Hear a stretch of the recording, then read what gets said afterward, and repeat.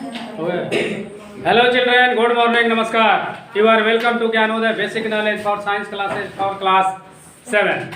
I am present for part 42 in the lesson of 10 जीवों में उत्सर्जन, यानी क्लास 7th के पाठ 10 जीवों में उत्सर्जन। उत्सर्जन मीन्स जो बेकार पदार्थ को बाहर निकलता है, वही ना उत्सर्जन होता है। को बाहर निकलने वाले लेसन में है कि अन्य जंतुओं में उत्सर्जन अंग कौन कौन है। अन्य का मतलब क्या हो गया? 14 माने मनुष्य का पढ़ा दिया गया। तो मनुष्य के बाद अब जीव जंतु है, पक्षी है, छोटे छोटे कीड़े मकोड़े, मछली, जलीय जीव, पंछी, सांप। तो इसका उत्सर्जन अंग कौन कौन है? आखिर ये लोग तो पदार्थ अपने शरीर से बाहर निकालते होंगे, तो वह कौन सा अंग है जिससे अपने बेकार पदार्थ को बाहर निकालते हैं? और बाहर निकालते हैं तो क्या चीज है? नहीं तभी ना जानोगे। तो आइए, अन्य जंतुओं में उत्सर्जन अंग कौन कौन होते हैं? तो जैसे एक कोषीय एवं निम्न कोटि के जीव। एक कोषीय और निम्न कोटि का मतलब जैसे अमीबा एक कोषीय जीव है ना, पैरामीशियम, स्पंज, हाइड्रा। इसका उत्सर्जन अंग कोई नहीं होता है, कोई उसका उत्सर्जन अंग नहीं होता। तो होता क्या है? जल में हानिकारक एवं उत्सर्जित पदार्थों को बाहर निकालता है। जल में रहता है और जल ही में बाहर निकालता है और जल में प्रवाहित हो जाता है। जैसे मछली रखे हो, मछली का कौन सा उत्सर्जित क्या बाहर निकलता है कोई देखता है? डिब्बा में चाय कितने दिन से रखा हुआ, आज तक मैं खुद नहीं देखा, तो तुम कहाँ से देखोगे? तो वही चीज़ है, इन छोटे छोटे नन्हे नन्हे जीवों का कोई उत्सर्जन नहीं होता, उत्सर्जित पदार्थ नहीं होता। जल के अंदर ही हानिकारक और बेकार पदार्थ को बाहर निकालते हैं। तब कहोगे तो कैसे निकालते हैं? कहो ना जी। तो इनको डायरेक्ट कोई ऐसा अंग नहीं है, वैसे जैसे इच्छा होती है वैसे निकालते हैं। कोई किताब में कोई इसका वर्णन नहीं कौन सा अंग है। इसका मतलब इसका कंसर्निंग त्वचा से होगा, डायरेक्ट नहीं। जैसे सांप देखो, उसी शरीर से जब केंचुल नीचे रहता है ऐसे ना, चिकना रहता है ना, वहीं से खुला हुआ रहता है, बिचवा वहीं से सटा रहता है, हम अब जान नहीं पाते हैं।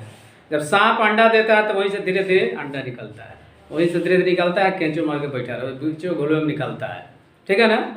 उसी तरह इन जीवों में होता है कि अलग से कोई अंग नहीं होगा, शरीर में ही त्वचाओं से कोई खुला द्वार होता है, वहीं से निकालते हैं। अब चपटे कृमियों, चपटे कृमि बहुत जल में होते हैं, चपटे चपटे, जैसे झींगा मछली हुआ और सब कीड़े मकोड़े हो, तो क्या उसे कैसे निकालते हैं? ब्रिक द्वारा। ब्रिक मैंने समझते हो का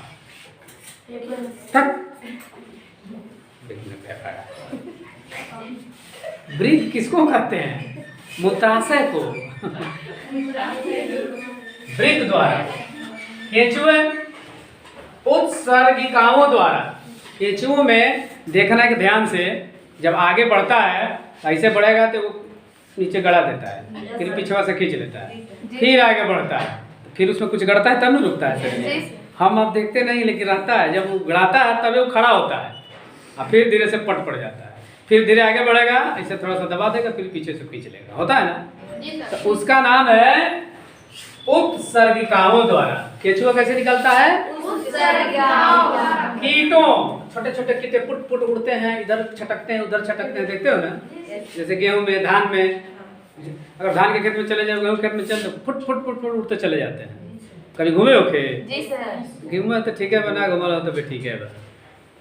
तो इसका होता है मैल पीघी, उसको बोलते हैं मैल पीघी। उसका अंग का नाम है जिससे अपने उत्सर्जित पदार्थ को बाहर निकालता है। अब जंतुओं में उत्सर्जित पदार्थ कौन कौन होता है? अब है अंग हो गया। अब कौन कौन पदार्थ है जो उत्सर्जित करता है, तो उसका नाम क्या है? अच्छा, हम लोग उत्सर्जित पदार्थ क्या निकालते हैं?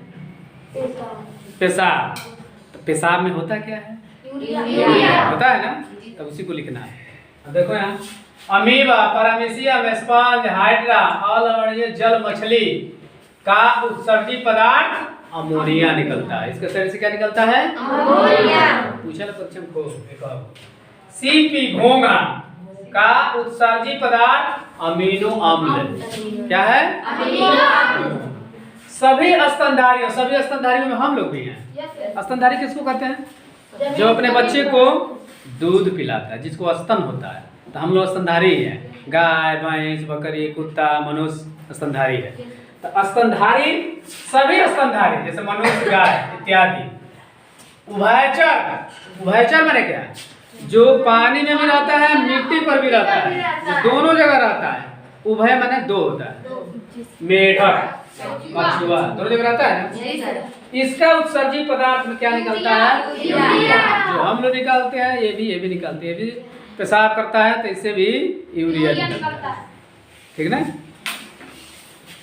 अब आया सभी पंछी, जितने पंछी उड़ने वाले हैं, सब पंछी न हुए, सभी पंछी। सरीसृप, सरीसृप माने रेंग कर चलने वाला, जैसे सांप, अभी बताया ना, जैसे सांप का उत्सर्जी पदार्थ क्या है? यूरिक अम्ल।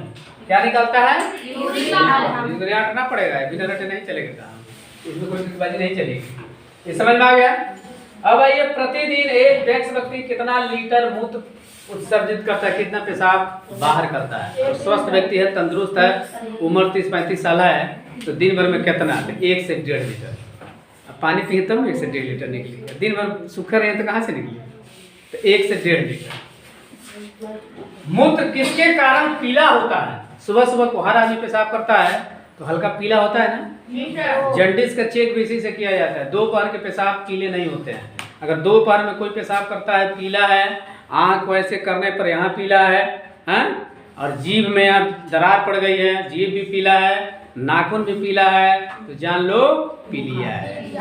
बुखार नहीं, जॉन्डिस इसको बोलते हैं, पीलिया है। पीलिया का सबसे बड़ा जांच वही, अपना दोपहर का पेशाब कोई भी चेक कर सकता है, पीला है तो जान लो जॉन्डिस है, अब हो रहा है, तो उसको ध्यान देना चाहिए। हाँ, किसके कारण पीला होता है? यूरोक्रोम नामक व्रणक, यूरोक्रोम नामक व्रणक के कारण पीला होता है। मूत्र क्या होता है? तो हल्का अम्लीय भी होता है, अम्लीय अम्ल होता है। प्रश्न, वृक्क खराब होने पर क्या किया जाता है? डायलिसिस किया जाता है। डायलिसिस समझते हो?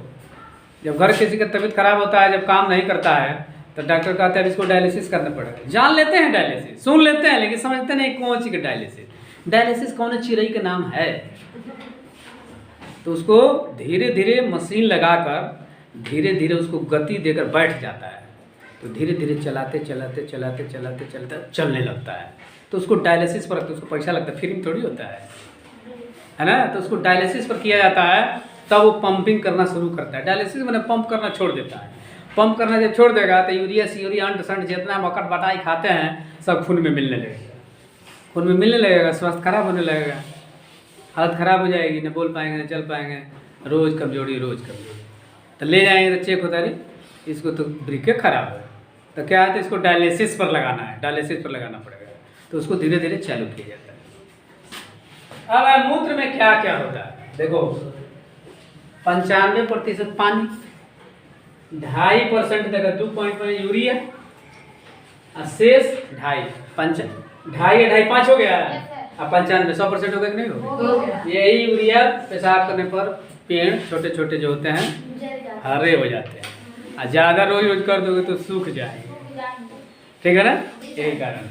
तो चलिए, अभी आपको अन्य जंतुओं में उत्सर्जन अंग क्या है और उत्सर्जन में कौन कौन सा पदार्थ उत्सर्जित करते हैं, ठीक है। और मनुष्य में स्वस्थ व्यक्ति, सामान्य व्यक्ति दिन भर में कितना पेशाब बाहर करता है, और वृक्क यदि खराब हो जाए, काम न करे तो क्या करना चाहिए, ये सारी जानकारियाँ आपको बिंदुवार बहुत ही ईजी वे में बताया गया। अब चलिए थोड़ा सा पूछें, देखें कितने लोग बताते हैं क्या करते हैं। चलिए, मनुष्य का उत्सर्जी अंग कौन सा है? उसको और क्या कहते हैं? नहीं, उसमें क्या पदार्थ मिलता है? हाँ, पेशाब में क्या पाया जाता है? यूरिया। कितना %? 2.5%। चलो बैठो।